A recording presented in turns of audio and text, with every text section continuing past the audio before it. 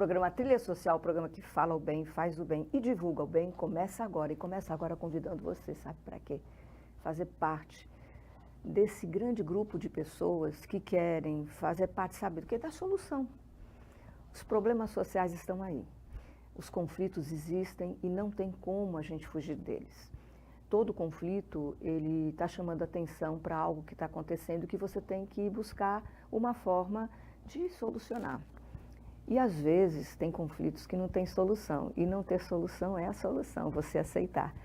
E hoje nós vamos falar sobre isso aqui no nosso programa. Mas eu quero convidar você para fazer parte voluntariamente, use o seu talento para ajudar pessoas. Tem uma frase que diz assim: não queira ser melhor que os outros, e sim a sua melhor versão. Porque assim, você sendo a sua melhor versão, você também vai ser muito melhor para as outras pessoas. Não é assim que a gente vive em sociedade, o coletivo? Se eu procuro ser o melhor que eu posso ser e ofereço aquilo que eu tenho de melhor, com certeza eu vou ser uma boa influência na sociedade, na minha família, para os meus filhos, para os meus amigos. E nós temos que procurar sempre ser melhor. Aprender a mediar também as nossas emoções. O que é mediar as nossas emoções? Primeiro, reconhecer as emoções que são negativas e que nos fazem ter atitudes que machucam as pessoas e, com certeza, machucam a gente também. Você vê que eu tenho um amigo que me mandou uma frase hoje, também interessante, que diz o seguinte, que viver magoado é viver pensando na pessoa que te magoou. Então, enquanto você estiver pensando nela, você está repetindo, você está reclamando, né? Está voltando atrás, voltando, dando a ré e voltando sempre para aquele mesmo ponto. Em um momento você tem que olhar para aquilo e entender que somos humanos, todos nós erramos, assim como nós também queremos ser perdoados, queremos ser olhados de outra forma quando nós cometemos algum erro, algum equívoco. E é assim que a gente deve levar a vida. Tem muita gente precisando da gente. Muitas pessoas. Nós sabemos que a sociedade, aí temos muitas pessoas que estão excluídas. Aí fala assim, mas quem é o excluído? O excluído é aquele que não tem um trabalho, não tem condição. É aquela criança que está fora da escola e não tem, no local onde ela está, não tem uma escola que ela possa estar estudando. É não ter alimentação na mesa, é não ter um trabalho digno, não ter a possibilidade. Então, todos nós podemos ajudar. Se nós nos unirmos, nós podemos dar, por exemplo, uma capacitação para aquela pessoa que não teve oportunidade de estudar. Dentro do que você faz, você pode capacitá-la para poder ter um trabalho. Ou então ajudar, ser uma das pessoas que vão ajudar as pessoas que vão capacitá-la. Você pode ser aquela pessoa que vai falar com a família, vai levar uma palavra de conforto, vai levar uma palavra uma ferramenta para que eles aprendam a mediar também os problemas dentro da família, como pai, como mãe, como filho, porque cada um está dentro da hereditariedade, está numa faixa de pensamento e de evolução. Então, nós temos que nos ajudar. Faça parte. Se você não sabe ainda como fazer parte, é só você ir lá no programa Trilha Social no Face e você vai ver todas as entrevistas que nós tivemos todos esses anos e você pode se espelhar em uma delas ou então entrar para uma organização não governamental que esteja perto da sua casa, veja lá de que forma que você pode ajudar. Às vezes você pode ajudar indo apenas a um asilo, a adotar um idoso que está lá sozinho, que a família abandonou, também é um excluído. Mas nós que temos a capacidade e somos seres pensantes e podemos fazer essa diferença, por que não fazê-lo? Podemos cruzar os braços e deixar os problemas acontecer, mas nós podemos fazer parte da solução. A escolha está na sua mão, tá? Então, vamos lá, venha com a gente. O programa Trilha Social começa hoje com uma pessoa que trabalha com mediação de conflito. Ela é professora, advogada colaborativa, é a Karen Marques, que a gente recebe com muito carinho no nosso programa. Karen, que alegria tê-la conosco. Maristela, eu que digo que a alegria é minha. Estar com você e falar sobre esse tema que para mim é muito caro, não tem preço, né? Karen, você é advogada colaborativa. A gente vai falar um pouco sobre o que é ser advogada colaborativa, porque tem muita gente que não entende ainda esse termo. Mas a Karen Marques, ela nasceu onde e como é que chegou até aqui, porque todo mundo tem uma história. Sim. Nada vem do nada, né? Eu sou a filha do meio, sou nascida em Rio Claro, interior de São Paulo. Mas eu já mudei muito, já morei em Brasília, Niterói, enfim. Mudei bastante. Morei em Maceió, retornei para São Paulo, me formei em São Paulo.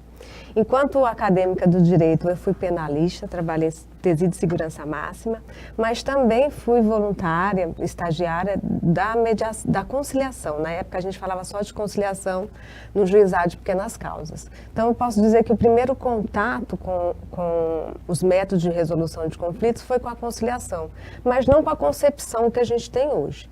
Mas, assim, me aprofundar nessa linha de pensamento, de atuação, da forma que a gente tem trabalhado hoje, foi mais ou menos perto de 2011, 2012, que eu fui descobrir o que era, né, os métodos autocompositivos, porque a dinâmica do processo judicial, para mim, nunca foi muito eficaz. Você sempre percebeu que faltava alguma coisa, né? Mas Sim. antes de você continuar, como é que você escolheu? Por que você escolheu essa carreira? A sua família, seu pai?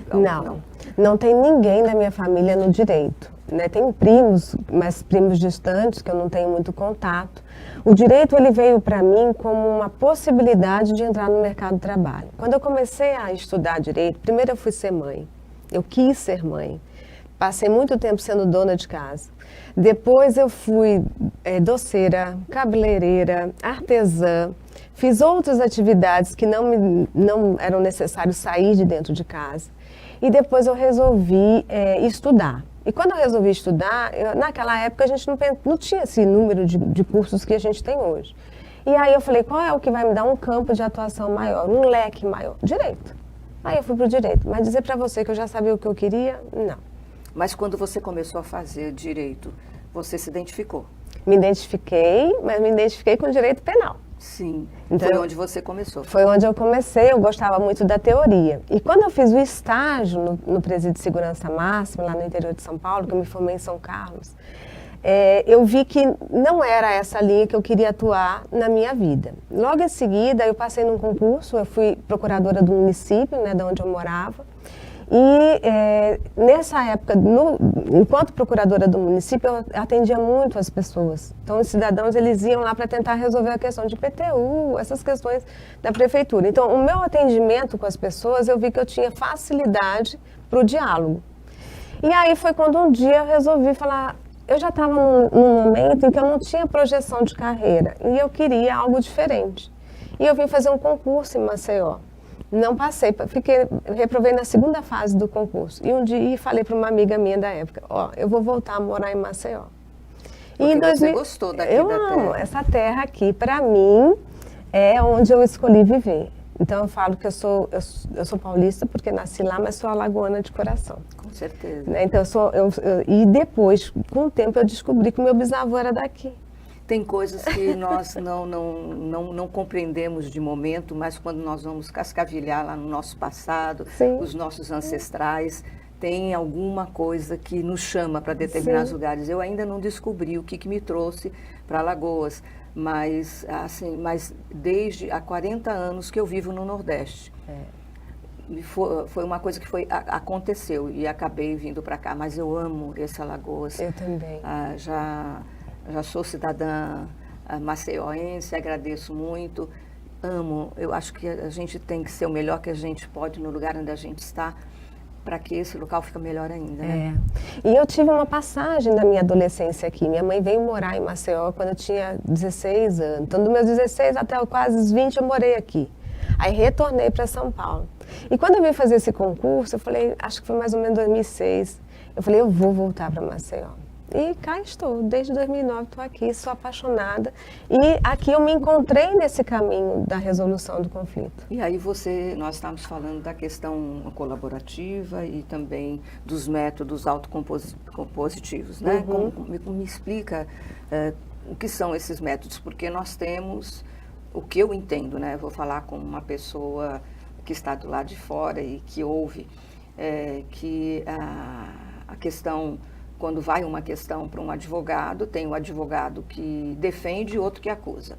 E aí, aquele que acusa, ele vai demonstrar, né, para o juiz o que ele acha, o que ele entendeu, e o outro também. E aí, a cabeça do juiz, ele também vai ter, veja bem, são duas pessoas, um advogado que acusa, um que defende, e um juiz que vai ouvir duas pessoas que são diferentes, com pensamentos diferentes, e uma terceira pessoa, e o juiz, ele é que vai determinar.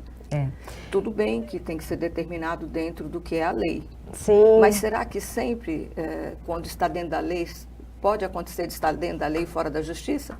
A questão de justiça é um conceito muito aberto. O que é justo, né? É uma pergunta que eu faço sempre para as pessoas, né? O que você entende como justo? Porque às vezes o justo pode ser só um pedido de desculpa. O justo pode ser uma indenização. O justo pode ser uma reparação. Enfim, a gente não sabe o que é o conceito de justiça. Agora, a gente sabe que todos os alunos de direito, pelo menos até uns 10 anos atrás, era formado para fazer o processo. O processo tem um nome que se chama, se eu vou para o direito civil, não para o penal. Se eu olho para o processo é processo de conhecimento. Por que conhecimento? Porque as duas partes, ou mais partes, vão levar a fato para o juiz, para que o juiz tome conhecimento, para que ele julgue. Mas eu costumo falar que o processo é um telefone sem fio. É verdade. Porque a pessoa fala para o advogado fala para o juiz. Por mais capacitado que a gente esteja, eu estou passando fases para essa comunicação chegar num terceiro. E quando vem uma sentença, que o juiz está baseado na lei e no entendimento do que está nas provas do processo, ele vai dar uma sentença. Mas essa sentença ela não vai solucionar o conflito. Ela vai solucionar um pedido que foi feito. Pense, o processo, ele diz respeito ao passado, Isso. Mas a sentença é para o futuro. É verdade. Às vezes não vai atender a necessidade das partes. Verdade. Por isso que a gente tem recurso. E uma lógica que nunca entrou na minha cabeça foi assim, que na faculdade eu escutava, advogado bom é advogado que ganha. Mas veja, se eu sou função de meio, eu não posso prometer para o meu cliente que eu vou ganhar a ação. Por quê? Porque a lógica do processo é um ganhar e um perder. A lógica é essa, e também tem a questão do juiz. O juiz, com certeza, ele tem que tomar uma atitude. Ele tem que tomar uma decisão. Ele não está ali para falar quem está certo ou errado, mas dentro das provas que foram trazidas ao processo, dentro do direito que vai, vamos colocar assim, cobrir aí essas narrativas, ele vai ter que tomar uma decisão. Mas talvez não atenda às necessidades daquelas pessoas. Se eu trouxer para o direito das famílias, a lei é geral e para todas, mas cada família tem a sua singularidade. Então, quando a gente está diante dos métodos autocompositivos, a gente pode fazer uma resolução que a gente vai coadunando essas necessidades e faz um acordo olhando não só para aquele casal, ex-casal, mas para essa família. Porque a gente não pode mais... É uma visão sistêmica. É uma visão sistêmica. O casamento não termina a família. Antigamente a gente falava assim, terminou o casamento, termina a família. Não. Agora a família tem uma outra composição. Por quê? Eu estou diante de uma família de pais separados. Mas se eu tenho filhos, essa família permanece. Porque pai e mãe nunca deixarão de ser pai e mãe. O homem e a mulher podem não ter mais amor entre eles, não querem viver, mas isso não significa que não possa se respeitar. O problema é que, normalmente, quando há uma separação, há a questão de culpabilizar o outro. Isso acontece corriqueiramente. Acontece, Maristela, e acontece porque nós fomos treinados para isso. Se a gente olhar a lei do divórcio de 77, a lei dizia, e diz ainda, porque ainda está no Código Civil, que para eu me divorciar, se o outro não quiser, eu tenho que atribuir culpa a ele. Pois é. Então, o próprio direito disse para a sociedade, você quer se divorciar? Você pode, mas tem que atribuir a culpa. Você tem que mostrar o que o outro fez para que eu possa lhe dar o divórcio. Hoje já não é mais assim. Desde 2010, a gente teve a emenda constitucional 66 que diz que a gente não precisa mais atribuir culpa. Mas a gente sabe que uma lei não modifica a cultura. É verdade, porque isso já está no inconsciente coletivo. E a gente tem, desde muito cedo, o conceito de certo e errado e o conceito de atribuir culpa. Por quê? Porque é mais fácil eu atribuir culpa ao outro do que me responsabilizar daquela situação. Agora, o que a gente está tentando trazer para as pessoas hoje, uma percepção da teoria do conflito, né, a nova teoria do conflito é que eu não consigo eliminar o conflito da sociedade, mas Sim. eu consigo transformar esse conflito. Eu consigo ultrapassar aquele momento difícil. O divórcio é um momento difícil. Uma discussão com o chefe é um momento difícil. Uma discussão entre consumidor e fornecedor é uma discussão difícil, a depender da relação. Mas, não necessariamente, eu preciso ir para o confronto. Existe possibilidade de composição. Às vezes, não é possível. Aí eu vou para o Poder Judiciário. Então, aí no caso, é como você, quando você fala do conflito, né? Ele existe, mas o conflito, ele está te chamando para olhar o que está além do conflito. Sim. Por que ele aconteceu, né? Então, é preciso observar de que forma que esse conflito se instalou, Sim. né? Pelas diferenças, Sim. o que é, como você agora há pouco mesmo falou, Karen, que às vezes apenas um pedido de desculpa pode resolver a situação. Algo que não tinha necessidade de ir para o juiz, né? Para ser ajuizado. Então, poxa. Às vezes você quer um reconhecimento, né?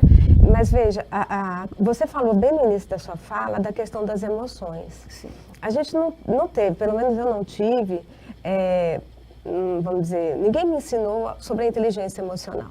Eu fui aprender isso tardiamente, quando eu comecei a estudar os métodos autocompositivos. E a gente hoje, né, entende, eu entendo, e as pessoas que trabalham com a gente nessa vertente, que as emoções fazem parte. E se as emoções fazem parte, eu não controlo a minha emoção, porque é biológico. Quando eu estou com raiva, o coração palpita. Então, isso acontece. Instantaneamente a emoção vem. A questão é como eu reajo a essa emoção. Então, eu me reconhecendo, eu posso não entrar no conflito do outro. Porque se o outro está com raiva de mim, como você mesmo falou, se ele está com raiva de mim, ele está pensando em mim mais do que eu mesma. É verdade. Né? A questão é, como que a gente vai fazer para que essa situação ela pode ser ultrapassada? Alguns colegas do direito vão dizer, Karen, você está falando coisa que não é da gente. Por quê? Isso aí é do psicologia. Mas você está, veja, não tem como, não é questão de você não é uma psicóloga, mas é questão de compreender o comportamento humano, porque você está trabalhando com o comportamento humano. A gente está trabalhando com a complexidade do ser humano. Eu não tenho como dizer para ele, isso aqui é só do direito, porque ele é um indivíduo recheado de emoção, de sentimento, de ações. E ele também é corresponsável da relação conflituosa. Por quê? Porque é uma retroalimentação. A questão de como eu reajo ao impacto do que eu sofro vai ou aumentar o conflito ou diminuir o conflito. E também uma coisa que eu penso, né, que eu percebo, muitas pessoas que eu conheço que estão em conflito e aquele conflito não se resolve, nós temos que ver qual é o ganho secundário desse conflito. Às vezes tem um ganho secundário, por isso é que tem que olhar de forma sistêmica. O que está por trás do conflito? O que aquela pessoa ganha em estar sempre e não querer sair desse conflito? E é bem interessante isso, porque como a gente foi treinado apenas para levar, nós advogados também temos essa dinâmica de levar para o juiz resolver. Veja, num conflito eu atribuo culpa ao outro. Se eu sou advogado, não sou eu que resolvo. Quem resolve é o juiz.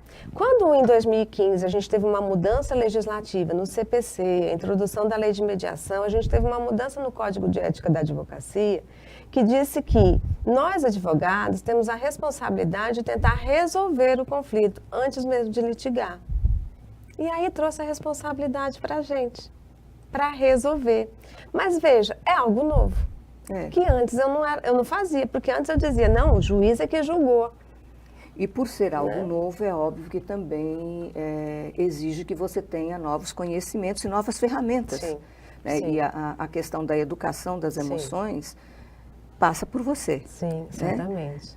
Né? O próprio advogado, como ser humano que é também, se ele também se prepara, ele se capacita, ele entende como regular suas emoções, ele também vai compreender aquele cliente quando ele chega. E mais, a gente não entra no conflito do outro. Não. Porque assim, muitos clientes que chegam, eles vão trazer situações que para a gente também tem um impacto. Claro. Se eu pego essa causa como se fosse o meu conflito, talvez eu vou aumentar a situação em vez de resolver. Porque se você tiver alguma situação semelhante na tua vida, você vai se aliar a ele ao invés de resolver. Exatamente. Então, a gente também precisa entender isso. Então, é assim, é uma mudança. Eu costumo dizer que todos nós somos negociadores. Sim. Intuitivamente. Só que para a gente fazer uma negociação com uma pessoa voltada para o conflito, se eu for fazer uma mediação, eu não posso só ir pelos meus instintos. Eu preciso ter essas ferramentas ou ter aí essas habilidades aguçadas e melhoradas. Então, a capacitação ela tem que ser contínua, porque senão a gente entra no controle remoto. E toda vez que a gente entra no controle remoto, pode ser que a gente deixe escapar algo que era importante para a resolução. Quando você fala isso, eu imagino o seguinte, é como nós estávamos conversando também aqui em off, né? Se a ferramenta que você tem, a única ferramenta que você tem é um martelo, todo problema vai ser um prego. Então, aí o que vai acontecer? Você vai martelar, isso você vai entrar o quê? Num rolo compressor sem observar. A lei diz isso e pronto. Não, mas o que está por trás desse conflito? Você vai utilizar a ferramenta da lei mas só que você também vai olhar para aquele ser humano e para tudo que aconteceu, o que está por trás daquela situação e de que forma, porque provavelmente, e nós sabemos disso, né, que depois que a mediação de conflito começou a ser divulgada e começou a ser trabalhada no judiciário, diminuiu bastante o número de pessoas que precisavam de chegar até o juiz, não foi? Então, aí é duas vertentes bem interessantes da sua colocação. Porque as pessoas pensam na mediação só como uma mediação judicial. Sim. Se eu estou falando da mediação judicial, eu já estou falando de um processo. Isso. Então, eu não tenho só essa vertente, eu tenho a mediação extrajudicial. E é nesse ponto que eu falo sempre que a gente precisa fortalecer a mediação extrajudicial. Certamente que a mediação judicial é importante, é uma fase dentro do processo, ou a gente tem o SEJUSC, que é uma possibilidade de mediação. O que é o SEJUSC? O SEJUSC é uma central, é um centro de resolução. O que significa esse? Centro de Resolução de Conflitos de Cidadania. Isso. E lá dentro a gente tem 3 funções. Um setor cidadania, que é para esclarecimento dos direitos para as pessoas que vão lá para fazer perguntas. Já é uma mediação, né? Não, é só essa informação já é uma mediação. A gente tem um setor pré-processual, que antes de eu entrar com o processo, eu posso solicitar uma audiência de mediação de conciliação, então eu chamo a outra parte para conversar. E tem o setor processual, que já tem um processo e vai para essa central para poder ser feitas as audiências de mediação e de conciliação. Mas já é um processo. Só que além vamos dizer, dessa mediação debaixo da casinha do Poder Judiciário, a gente tem a mediação extrajudicial. Que essa mediação extrajudicial, quanto mais pessoas a gente tiver capacitadas para isso, mais possibilidade de termos resoluções no cotidiano a gente terá. Porque não é só a mediação extrajudicial. Por exemplo, eu posso ser contratada para ser mediadora extrajudicial e eu sou contratada para ser mediadora extrajudicial. Então, um colega me contrata e eu vou funcionar como mediadora extrajudicial, que é uma dinâmica diferente do judicial, porque no judicial a gente tem muitos processos. Então, a minha prática extrajudicial, a aplicabilidade das minhas ferramentas é diferente.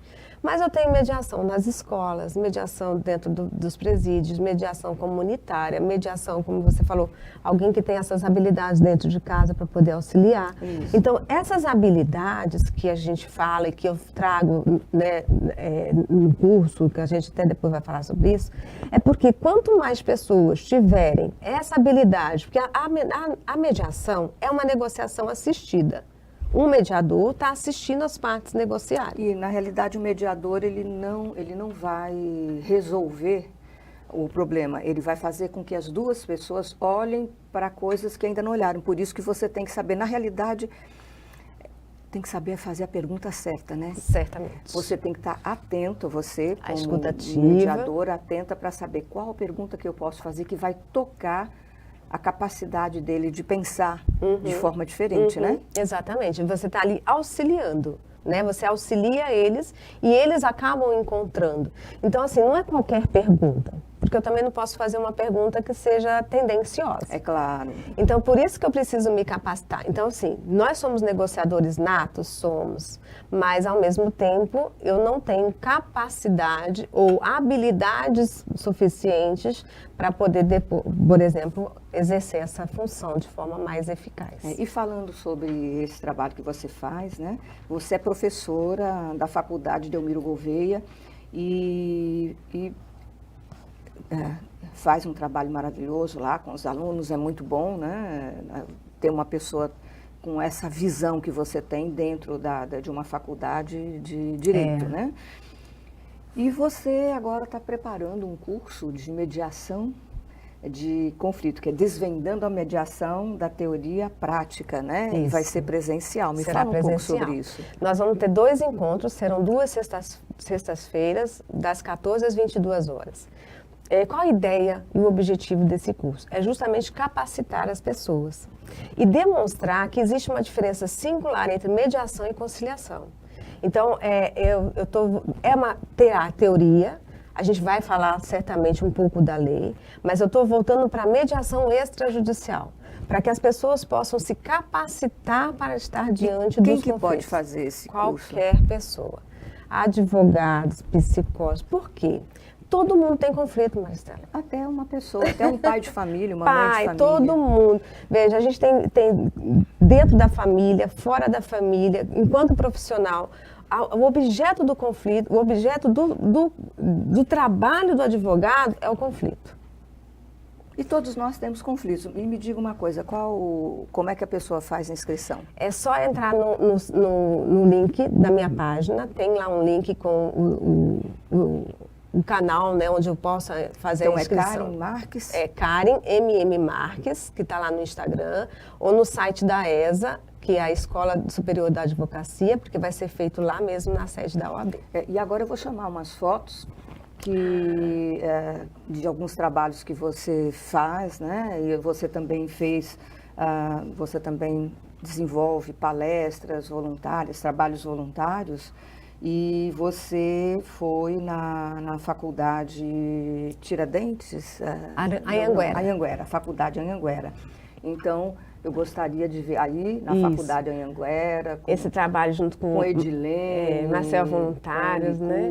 Com o Marcel Voluntário, através de você, Marcel Voluntário, com o André Carnaúba, você aí na OAB Alagoas. Isso aí foi um evento em Arapiraca, no interior, também levando essa vertente, né, dos métodos de resolução de conflitos. Uhum. Então a gente faz também outras faculdades. Esse é o livro, isso. Você lançou, nós vamos falar sobre esse livro. Esse livro é um artigo, né, que você fez, também falando de mediação de conflito. E esse livro eu trago da importância do advogado na mediação. Muito importante. Aqui, da teoria à prática, esse é o curso que você vai fazer, né? Isso. Em 20 de julho, no dia de até... É dia 28 de julho e dia 4 de agosto. Vai ser 2 sextas-feiras, das 14 às 22 horas. Isso, vai ser maravilhoso, com certeza. Se você puder fazer a inscrição, puder participar, tenho certeza. É um curso que você leva para a vida. É para a vida mesmo. E, assim, esse artigo que você escreveu, na realidade, quando você fala da negociação, nós somos negociadores, né? Na nossa vida é fazer acordos. Sim. No casamento você tem que fazer acordo, com os filhos você tem que fazer acordo. E, assim... Essa é a forma que nós temos de seguir o nosso caminho, né? Nosso programa está chegando ao final, passa rapidinho, né? Muito rápido. Falar sobre mediação é encantador. Eu gostaria que você deixasse um recado para o nosso público. Certo. Eu quero convidar vocês para participar desse curso. Como Maristela falou, é um curso para a vida. Entender dos conflitos, entender das emoções, isso traz um diferencial como pessoa e como profissional. Então, a mediação é uma forma de atuação no cotidiano. Então, vem comigo que vocês não vão se arrepender. Isso. Muito obrigado. Aí está dado o recado para vocês. E o programa Trilha Social também media, né, a sociedade civil, as pessoas que fazem o bem e traz aqui sempre novidades que são positivas para todos nós. É isso que nós precisamos. O programa Trilha Social, o programa que fala o bem, faz o bem, divulga o bem. Volta semana que vem, eu vou estar esperando você. Até lá!